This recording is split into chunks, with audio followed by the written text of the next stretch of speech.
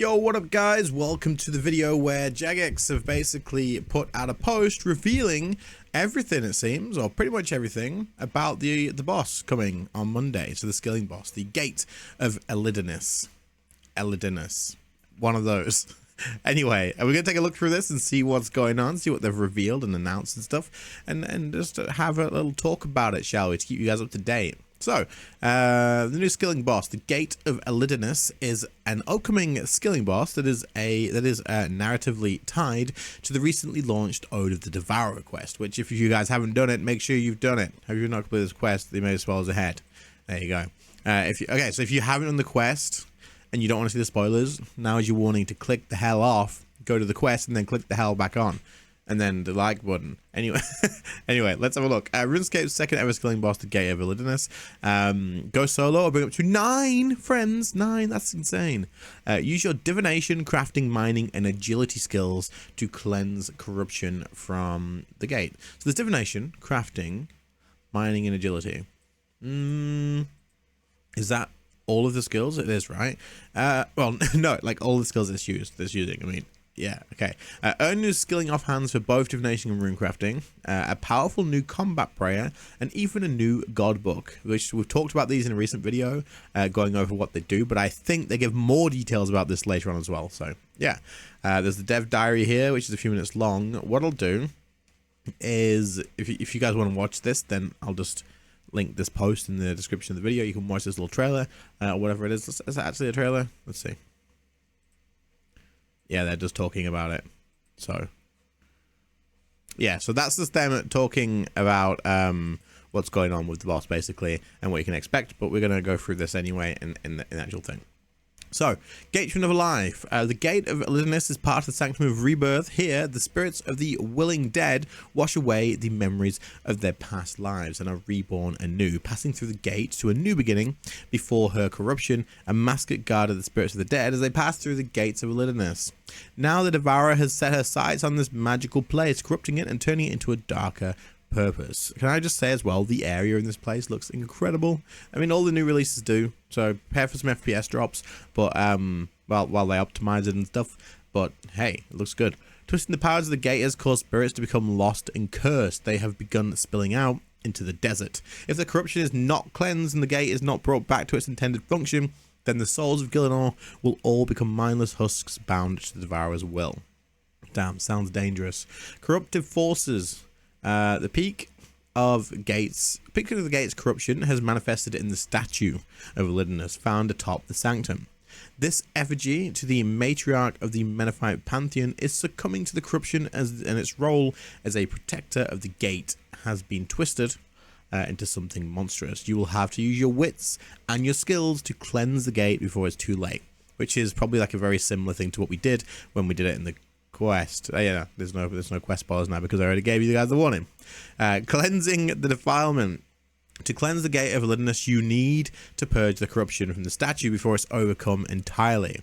This is represented by the boss. Okay, so I didn't have a clue what this meant basically, so here we're going to find out. This is represented by the boss's health bar. As the corruption gains strength, the bar fills with red. If it becomes completely full, you'll be defeated.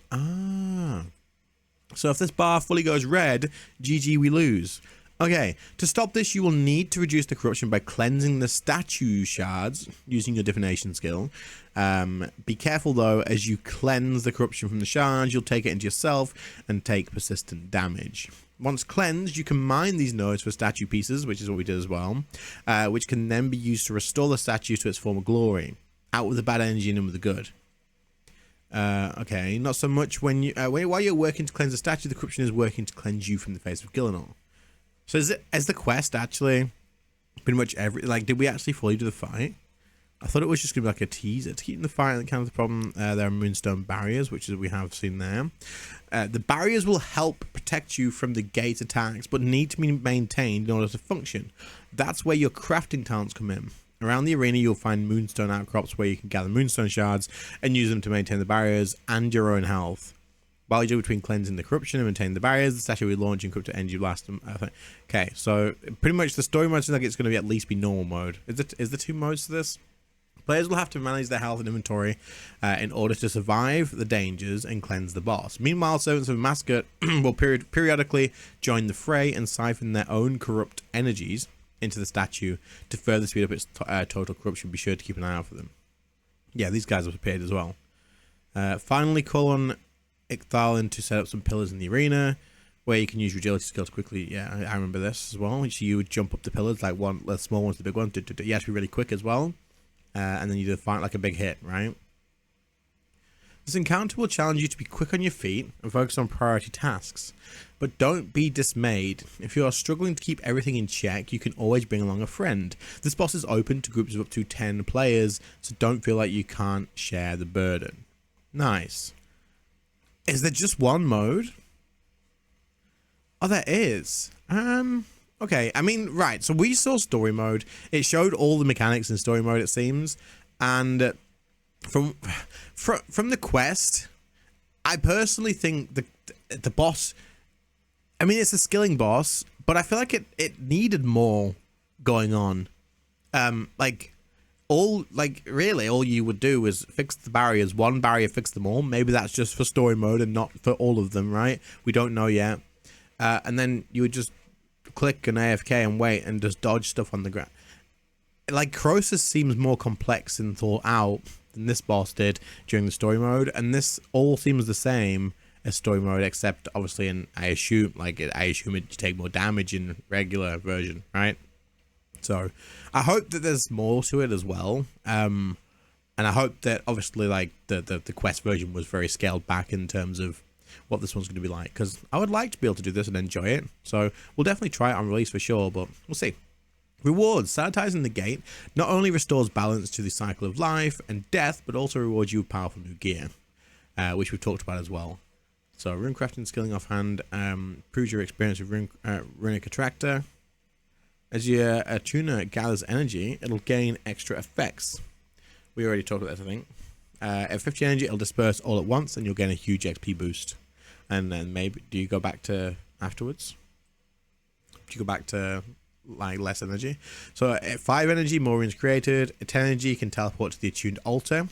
25 energy, you can gain 1 to 4 guaranteed magical threads. And every 50 energy, massive XP boost bonus, which I believe is like 3,000%.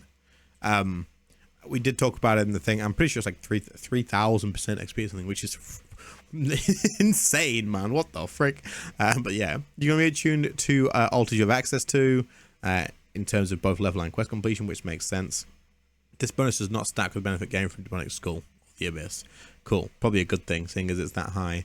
Divination, skilling offhand, memory, Dowser, tired chasing the wisps all around.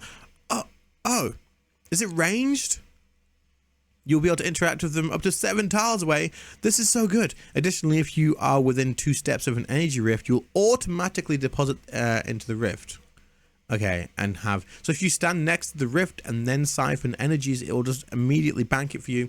You don't have to move. Bro, this is actually really good. I like this. And it extends the duration of the spring as well, and have a chance of gathering double the memories.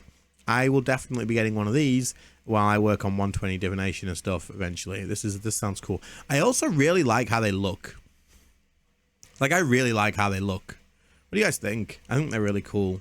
I think the design team's done great with this. Scripture of Elidinis. We talked about this too, and it sounds pretty good. Don't remember what it does though. Time to brush up on your scriptures with this new god book. You'll gain Conduit of Souls passive effect will occasionally spawn Wandering Soul when training non-combat skills. Dismissing the soul will give you a chunk of XP in the skill you are training. These souls come in a few varieties, and to dismiss them, you will need to take different actions. The Vengeful Soul will spawn nearby and float towards you. If you can avoid it for a few moments, you can then dismiss it. Oh, you actually this is basically to reward active smithing then, yeah? So dismissing the soul will give you a chunk of XP in the skill you're training. This has to be a good amount of XP to keep this worth it, because this is going to make you active training is going to give you way more XP, right? Mimicking soul, this copycat soul will spawn nearby and copy your movement. Once you have cornered it, you can dismiss it. Okay. Unstable soul, this soul will spawn nearby but quickly teleport around. To dismiss it, you'll have to quickly catch it. To like dive, probably. Lost soul, this soul will spawn nearby and wander around. Give it some directions to the afterlife to dismiss it. Different souls result in different amounts of XP, so be sure to help them all for the most gains. Nice. This is definitely, this is a really, I like the idea of it a lot. You know, like having the scripture but for skilling and it gives bonus XP and stuff. I think this is really cool and they're doing a good design. I just hope that it's worth it. You know what RuneScape players are like, right, guys? Like we know what we're like. If this is even remotely not worth it, we're just gonna sack it off, like, you know, dead content, whatever. But any bonus, and I assume it has to be in pocket slots or anything that you would have instead. I don't know. So there you go. Hopefully this is good. Combat Prayer, Eclipsed Soul. This is the prayer that I made a video about as well. Call upon the duality of soul, improving your critical strike chance and giving you heal over time effect when you critically strike. So this is what we talked about that I'm going to test. This will be like the main thing I test on day one, probably after the boss, of course. I'm going to test the boss and I'm going to get this. I'm going to try it with magic, see how it feels, because I'm interested. I've got a feeling 4% is not going to be that big of a deal, but yeah, you never know. We'll see. Boss pet Eddie. Need a more maternal influence in your time. Ah, it's just the boss pet. Okay. Yeah, I mean, it's cool. And then once you get to 1,000 times, you get a cleansed version. I like that. I like the red one better, but I like that you get... Yeah, that makes sense. Good. Awesome. Latent Offering is prepped ready for Elidinis. Can be used alongside some other materials to dedicate the amulet. Oh, yeah, you can dedicate it to crafting or fletching. Yeah, I remember this. And you get more stuff, but you lose the things that you craft, basically. You get more XP.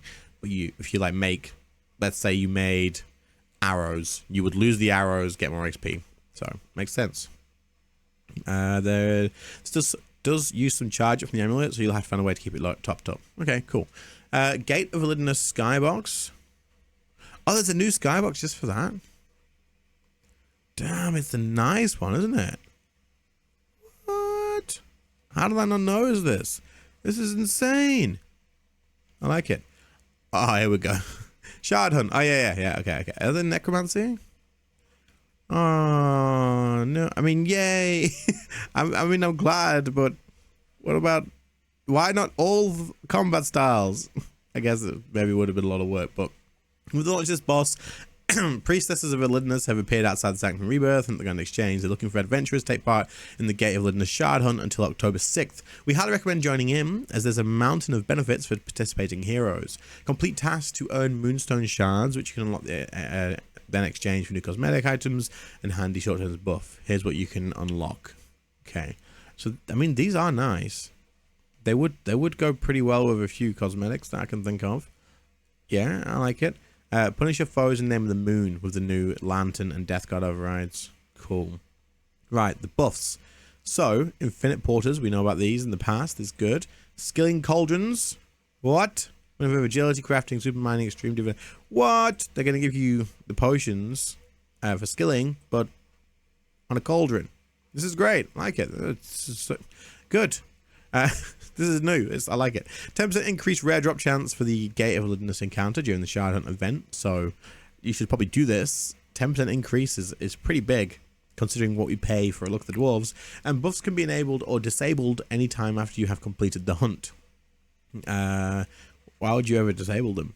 Buffs are available to use 14 days to complete the hunt. Disabling the buff will not start the timer. Okay. And the event will run from September 23rd until October 6th. And as with other similar events, we've made sure the task is a cover broad system. Spectrum, sorry. If you're not usually PVMing type, you can still get the jobs back on non. Yeah, so this is something I did a little while ago, making it so you can either skill or you can PVM, which is good, especially since it's a skilling event. Like, right, that makes sense. So these are the tasks. Repair the gate. Okay. Oh, you can just do the boss to finish it. One shard for your first completion, and then subsequent shards every 20th completion. So it's even guaranteed this is an RNG. You can just full on grind the boss to crap to finish this. I like that. That's such a good idea. Complete the Ode to the Devourer quest. Okay. Be a premium membership. Shocker. Log in on separate days throughout the event period. 7 separate days. Okay. So log in every day. Train gathering skills. Train artisan skills. Combat support. Okay. Guaranteed after 3 hours of training. But have a higher chance to obtain them beforehand. Good.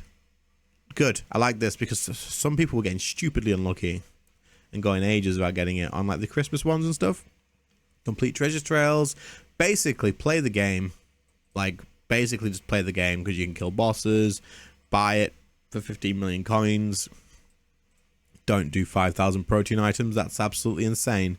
Do 15 mil. Earning rune score. So even literally just playing the game is going to get you these. So cool. No, it's good. Jagex, this is a win overall, in my opinion. I am excited for this. Actually, skilling boss weren't excited. I hope that the actual fight is a little bit more, I don't know, more filled out, I guess, than the story mode version. Obviously, that story mode, I'm not complaining. I think it's good. The design's nice. Overall, it's unique, it's new, so I'm excited for it. But we'll see what happens. Anyway, let me know what you guys think. And other than that, I'll catch you all in the next one. Have a good one. See you later, guys. Bye.